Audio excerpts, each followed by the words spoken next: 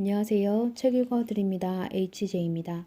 오늘은 어차피 살 거라면 100살까지 유쾌하게 나이 드는 법 1장에 이어서 2장 어차피 100년을 살아야 한다면 인생을 대하는 태도에 대해서 읽어드리도록 하겠습니다. 어차피 100년을 살아야 한다면 나이 듦에 대하여 100세의 시대가 도래했다.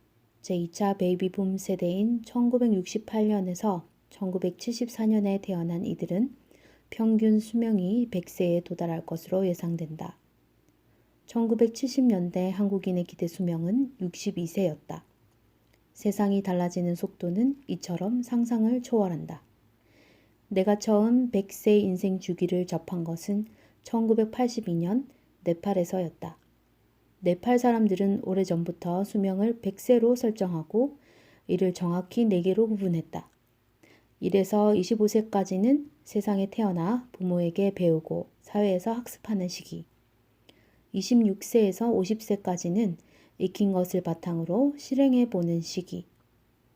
51세에서 75세까지는 지난 인생을 되돌아보면서 참회하는 시기. 76세에서 100세까지는 모든 것으로부터 자유로운 시기가 그것이다. 당시에는 100세 개념을 어디에서도 언급하지 않았기에 그런 사고방식이 퍽 생소했다. 동시에 정신분석학자 에릭슨이 주창한 성격 발달의 8단계와도 닮아있어 매우 놀라웠다. 과학적 사고와 종교적 통찰이 이렇게 통할 수도 있구나 싶었다. 하지만 그때까지만 해도 100세를 평균 수명의 다른 표현으로만 받아들였을 뿐이다. 하지만 이제 100세는 현실로 다가왔다. 2009년 유엔은 호모 100, 즉 100세 시대의 도래를 공식화했다. 그리고 2015년 100세 시대 생애 주기별 연령을 다음과 같이 발표했다. 1세에서 17세까지 미성년, 17세에서 65세까지 청년, 65세에서 79세까지 중년, 79세에서 99세까지 노년, 100세 이상은 장수노인이다. 40살부터 중년에 접어들고 60세부터는 노년기라는 기존의 생애 구분보다는 훨씬 현실에 적합하다. 내 경험을 대입해봐도 그렇다. 18살에 아버지가 돌아가신 후 호주를 승계하고 가온이 기울어 그때부터 경제활동을 시작해 65세에 정년 퇴임할 때까지 열심히 일했으니 청년기라고 말하는 것에 무리가 없다. 또 65세부터 79세까지 중년이라고 표현한 것도 아주 적절하다.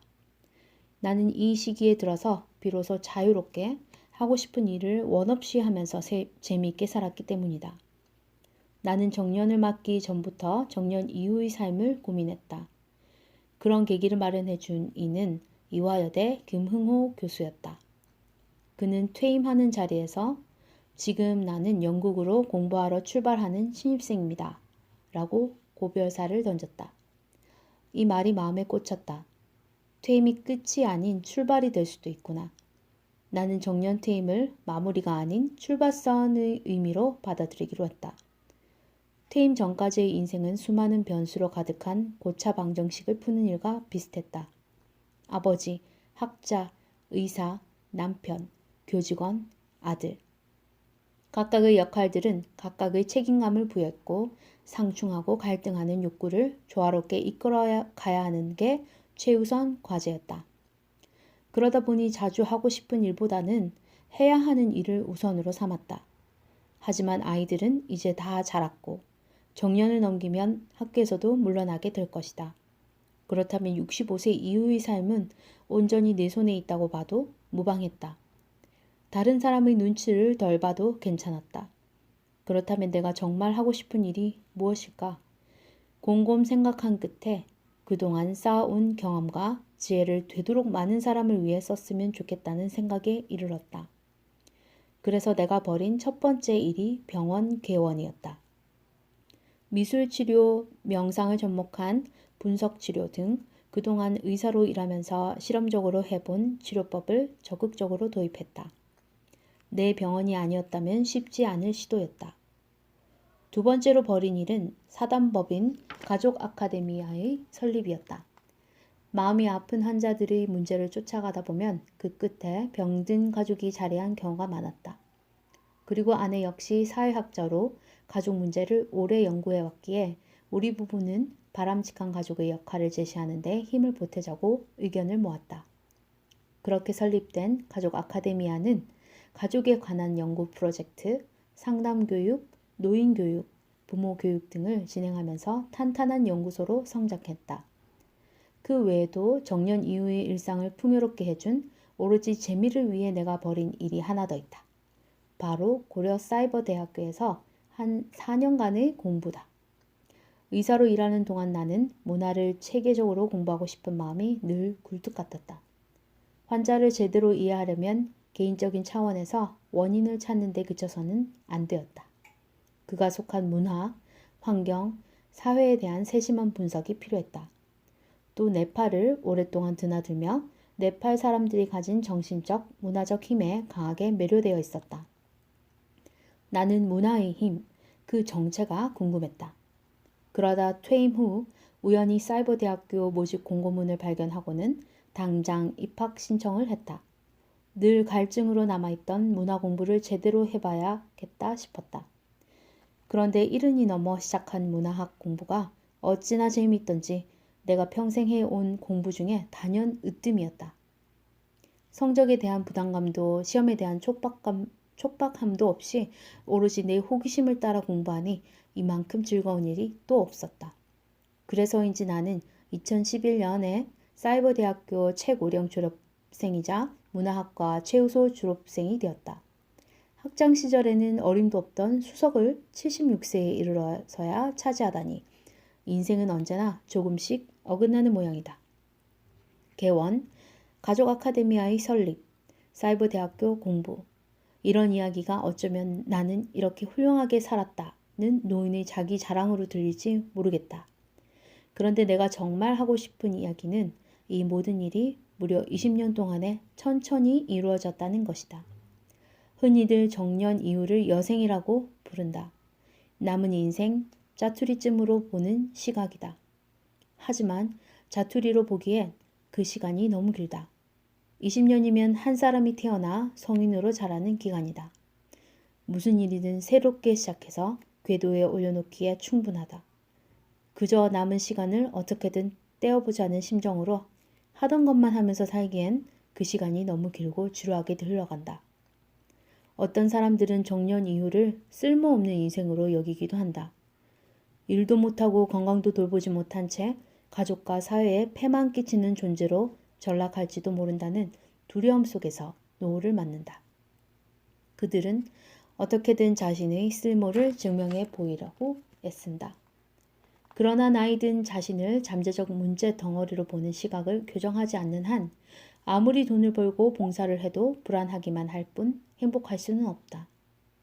하버드 대학교 심리학과 교수 앨런 랭어는 만족스러운 삶을 위해 절대 포기하지 말아야 할 것은 자기 삶에 대한 선택권, 즉 자기 통제권의 회복이라고 말했다. 나이 들어서 가장 좋은 점이 무엇인가? 바로 내 인생이 온전히 내 손에 있는 자유로움이다. 책임이라는 무거운 울타리에 갇히지 않고 청년기의 경험을 긍정적으로 활용해서 진짜 하고 싶은 일을 재미있게 꾸려갈 수 있는 시기가 바로 정년 이후다. 지금까지 누구 못지않게 열심히 살았기에 주어진 자유로운 시간을 남의 눈치나 보며 낭비한다면 얼마나 아까운가. 나는 인생의 황금기는 바로 지금이라는 말을 자주 해왔다. 아기의 한 살과 노인의 한 살이 얼마나 다를까? 20대의 하루와 80대의 하루가 얼마나 다르겠는가? 인간은 나이와 상관없이 누구나 다시 오지 않을 유일한 시간을 보내고 있다. 나이가 몇이든 사는 동안에는 진취적인 사고를 지속해야 하는 이유다. 남은 인생 쓸모없는 시간으로 여기면 인생이 정말로 쓸모없어진다. 반대로 내 인생의 주인은 바로 나라는 심정으로 하루를 보내고자 하면 내가 정말 하고 싶은 일, 나를 재밌게 만드는 일이 떠오른다. 75세에 처음 그림을 그리기 시작해 101세에 세상을 떠나기까지 1600여 점의 그림을 남긴 미국의 화가 애나 메리 로버트슨 모지스는 이런 말을 남겼다고 한다. 인생은 우리 스스로 만드는 것이다. 이전에도 그랬고 앞으로도 늘 그럴 것이다. 네, 여기 읽어보니까요. 저도 예전에 60세 정도 되면 대학원을 가고 싶다라는 생각을 한 적이 있었거든요. 근데 이분 참 대단하신 것 같아요, 진짜. 76세에 학교도 다시 가시고, 그리고 요즘에 저희 저희 아버지도 계시지만, 저는 엄마가 항상 조금 더 마음이 아린데, 하루에 아침 저녁으로 10알씩 양약을 드시고 계시는데 또 점심 때는 한 5-6알 정도 드시거든요. 그러니까 너무 힘들고 정신적으로도 힘들고 육체적으로도 그렇고 몸이 말을 안 따라주니까 또 마음 같은 일들을 할 수 없으니까 괴로워하시는 것 같더라고요. 근데 요즘에는 조금씩 내려놓고 좀 즐겁게 하루하루를 보내시려고 노력하시는 것 같더라고요. 저희 엄마도 이 작가님만큼 어떤 계획성 있게 뭔가를 할 마음의 여유는 많이 부족하시겠지만 이 책을 읽으면서 생각되는 거는 요즘에 엄마가 그래도 좀 더 긍정적으로 변하고 계시는 것이 이 방금 책을 낭독하면서 좀 기뻤고요. 그다음에 조금씩 시간이 흐르면서도 더 적극적으로 기분 좋게 잘 사셨으면 하는 그런 바람을 좀 하게 되었습니다. 다음 시간에는 할아버지라 부르면 싫고 나이 든 거라 몰라주면 노엽다를 들려드리도록 하겠습니다. 좋은 하루 되시기 바랍니다. 감사합니다.